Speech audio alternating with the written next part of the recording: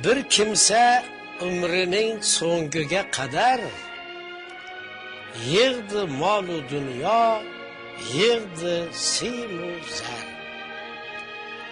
Uni qiziqtirdi na do'stning holi va na qo'shnisining o'ksik ahvoli.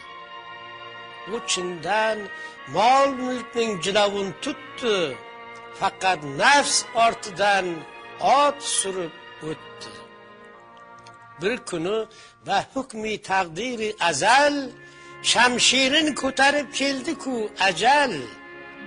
Endi nasimu zar qutqara olur, na billur, na gavhar qutqara olur. Rozi ya norizo farqi yo'q mutlaq, bunday chog' chorasiz hatto do'st o'rtoq. Beshafqat ajalga berar ekan tan, o dedi, shu ekan dunyo, shu ekan. Marhumga marhumlik ko'rilgay loyiq, uni qabristonga eltdi xaloyiq.